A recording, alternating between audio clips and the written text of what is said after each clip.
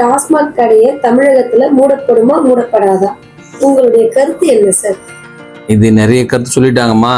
இந்த தமிழ்நாட்டில் டாஸ்மாக் கடை என்பது பல ஆண்டுகளாக வச்சுட்டு வர ஒரு பெரிய பிரச்சனை. இதை மூடுறது என்பது தமிழக அரசு கண்டிப்பாக நடத்தாது, பண்ணாது. தமிழகத்து டாஸ்மாக் கடை மூடவும் மாட்டாங்க. ஏன்னா அதை கிடைக்கிற ரெவென்யூ வருமானம் அதிகம். இதுக்கு வேற வழி செய்யலாம். எல்லா டாஸ்மாக் கடையும் சுடுகாட்டிலேருந்து வச்சுட்டிங்கனாக்கா நம்மளுக்கு பிரச்சனை இருக்காது. ஏன்னா கடைசி அங்கே சேர போகிறான் அவன். அதனால் எல்லா டாஸ்மாக் கடையும் சுடுகாடு ஷிஃப்ட் பண்ணிக்கலாம். எப்படின்னு கேட்டிங்கன்னா, பட்டாசு கடையெல்லாம் பார்த்தீங்கன்னா தீவுத்திடத்தில் போட்டாங்க, 50 வருஷம் போட்டாங்க பார்த்தீங்களா? அது மாதிரி இந்த டாஸ்மாக் கடைகள்லாம் சுடுகாடு வரிசையாக போட்டு விட்டிங்கன்னா குடிக்கிறவன் குடிச்சு அங்கேயே பத்துருவான். வேஸ்ட்டாக தேவையில்லாமல் பிரச்சனை வராது, நம்மளுக்கு பொதுமக்கள் பிரச்சனை இல்லாமல் இருக்கும். அந்த வகையில் உனக்கு விழிப்புணர்வு உருவாக்கலாம். குடிச்சு அங்கே போய் சேரும், கடைசியில் அங்கே போய் சேரும்னு விழிப்புணர்வு உருவாக்கலாம். அல்லது டாஸ்மார்க்கில் இந்த படம் வருது இல்லையா, குவார்டர் பாட்டில் வருது இல்லையா, இந்த குவார்டர் பாட்டிலில் ஒரு பணத்துடைய படத்தை போட்டு அது மேலே விஷம்னு எழுதி வச்சிட்டிங்கன்னா இன்னும் அதிக விழிப்புணர்வு வரும். நீங்கள் சாராயம் பேரை போய் இங்கிலீஷில் போட்டிங்கன்னா அவன் என்ன பண்ண முடியும் தெரிய மாட்டேன். குடித்தால் உடல்நலத்தை கெடு, உயிர் கெடுன்னு போட்டுறீங்க, கூடிய கெடுன்னு போட்டு விடுறீங்க.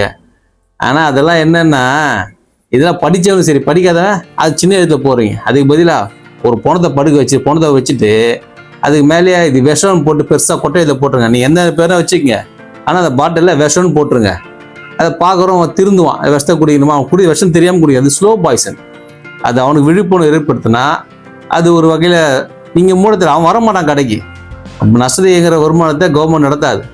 ரெண்டாவது, இதெல்லாம் பண்ணுறது இது ஒரு பக்கம் இருந்தாலும் இது இன்னொரு ஒரு ரெவன்யூ என்னன்னா வெளியாளுக்கு போகுது. இதில் வருமானம் 20 ரூபா சரக்கை தயார் பண்ணி 250 ரூபா 150 ரூபா விற்கிறாங்க.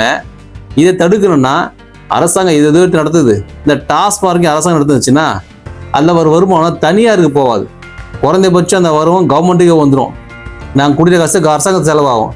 இதை விட்டுட்டு தனியாருக்கு தாரை வாக்குறதுல பிரயோஜனமே கிடையாது. இதுவும் சாத்தியமான ஒன்று தான்.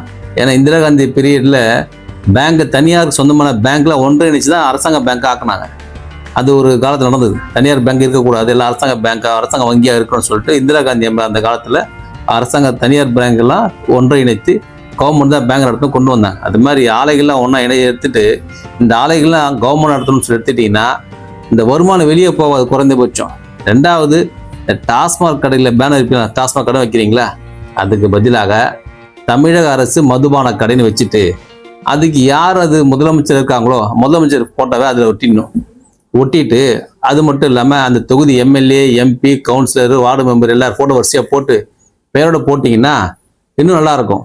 ஏன்னா இதெல்லாம் செய்திங்கன்னா அந்த கட்சிக்காரன் காரி துப்புவான். அந்த வகையிலையும் அது தடுத்து நிறுத்த ஒரு வழியாக இருக்கும். இதெல்லாம் பண்ணி முடிச்சோம்னு சொன்னாக்கா இந்த ஜனங்களை இந்த டாஸ்மாக் கடை குறைஞ்சாவே ஆட்டோமேட்டிக்காக அவங்க இது வெளிப்படுறதுக்கு வாய்ப்பு இருக்குது. அதே மாதிரி சிகரெட் எடுத்துக்கிட்டால் கூட சிகரெட்டும் ஒரு வகையில் ஒரு மயக்க வஸ்து தான். அதுலேயே நீங்கள் சிகரெட் பேரை தான் போட்டுங்க. அதை விஷம்னு போட்டிங்கன்னா அதுதான் போட்டிருக்கீங்க. சும்மா புத்துநோய் வரும்னு போட்டிருக்காங்க இது சிகரெட்டில். அதில் அவனை புற்றுநோயெலாம் எவனும் வராது, இதெல்லாம் பார்க்க மாட்டான். புற்றுநோயெலாம் வேலைக்கு ஆகாது. அதுக்கு பதிலாக சிகரெட்டில் விஷம் அப்படின்னு பெருசாக போட்டு அதுலேயும் ஒரு பணத்தோட ஃபோட்டோ போட்டிங்கன்னா வேலை முடிஞ்சுது. தானாக எவனும் திருந்த மாட்டான். ஏன்னா ஜனம் அந்த அடிமை ஆகிட்டாங்க. அவங்களுக்கு திருத்த பார்த்தா முடியாது. நீங்கள் இதெல்லாம் போட்டு பண்ணீங்கன்னா குறைந்தபட்சம் விழிப்புணர்வு இல்லாமல் ஜனங்க திருந்தால் தான் இது திருத்த முடியும், தவிர அரசாங்கம் திருத்த முடியாது. ஒன்று தெரிஞ்சு போச்சு, அரசாங்கம் திருத்த முடியாது, யாரும் விட மாட்டாங்க. அதனால் ஜனங்க திருந்துறது தான் ஒரே வழி. மக்கள் திருந்த இதெல்லாம் செய்தீங்கன்னா மக்கள் திருந்துவாங்க, எதிர்பார்க்குறோம், செய்வார்களா என்பது அரசாங்கம் தான் சொல்லணும். நன்றி, வணக்கம்.